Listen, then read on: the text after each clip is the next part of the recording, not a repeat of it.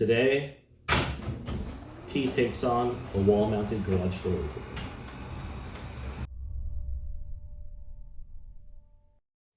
Alright, so after 12 years, this garage door opener finally died on me.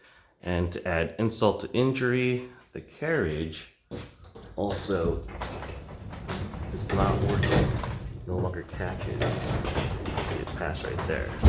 So we're gonna forego this whole rail system, and we're gonna go a direct drive wall-mounted garage opener that we're gonna mount over here. Let's get started. I get started by removing the old opener. I loosen the chain, remove the arm bracket, motor housing, and rail. Next, I open the garage door enough for it to rest on my bench. I install the plastic spacers on the bottom rollers. I then secure the cable keepers on each side and attach it to the included cable sleeves. I remove a bolt from the side of the opener and attach the mounting bracket using the same bolt. I then attach the coupler to the outlet shaft. I insert the opener onto the door shaft, mark the mounting bracket hole position, drill the hole, replace the opener on the shaft, and secure everything down. Next, I attach the rope to the emergency release cable. Using the included sticker template, I drill a 9/32 and 7/16 hole into the track for the electronic door lock. Next, I fasten the deadbolt with the included nuts and screws and wire everything up to the opener. I pop off the old sensors from the tracks, and off camera I ran the sensor cables along the perimeter of the garage door. I use a 5.5-inch spacer block to mount the new sensors. I connect each like wire from the two sets of wires and insert them into the terminal of the opener. I then complete the wiring to each sensor. I remove the old wall button and install the new wireless wall console using the included drywall anchors and screws.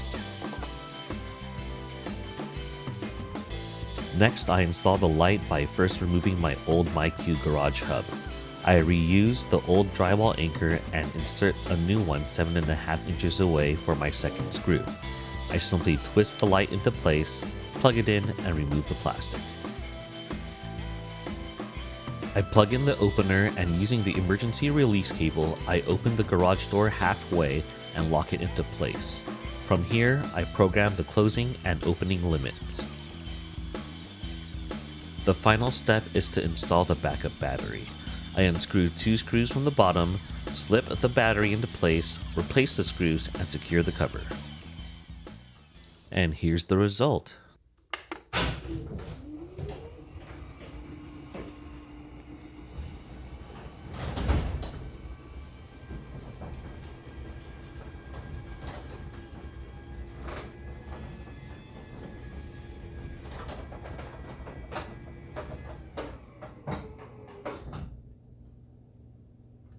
And here's it closing.